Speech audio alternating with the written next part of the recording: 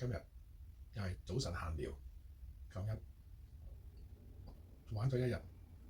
就係同我嘅小學老師同埋佢哥哥一齊去打乒乓波。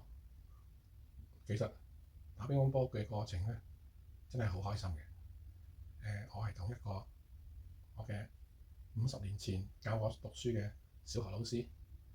打乒乓波。我第一次同佢打乒乓波，佢同佢嘅哥哥90歲，又係第一次打乒乓波。咁喺嗰度亦都有好多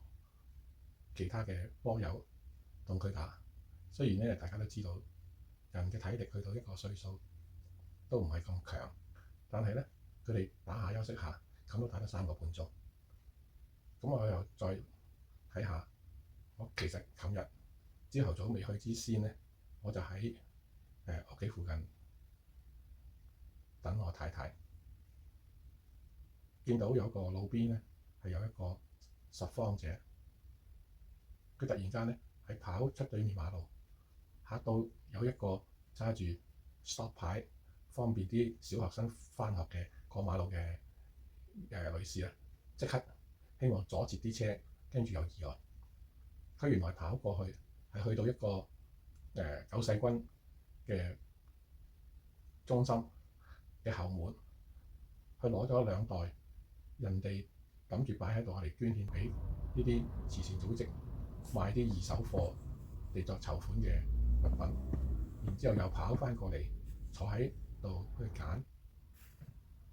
即係人生咧，睇下一個，我估佢都唔係年紀太大，我意思太大就係可能係60、70歲未到應該，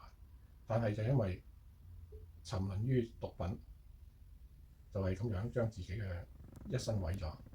但係佢係冇辦法自拔嘅。其實喺溫哥華都有好多呢啲咁嘅人，但係相對於我老師同埋佢嘅哥哥嘅老人家，佢哋一個正常咁樣嘅生活，正常咁樣嘅社交。總之你唔好掂呢啲咁嘅嘢，我意思係毒品。所以咧係交友咧係好重要，同埋你嘅知識好重要，識得去選擇好重要。但係又唔表示你讀得書多，又識得唔會去吸毒。呢個世界而家真係變化好大，好多食毒品嘅可能都係飽學之士，但係一時嘅精神上需要一啲咁嘅慰藉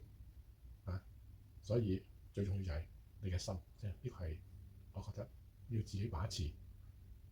你自己嘅心，你覺得應該係點樣過嘅生活。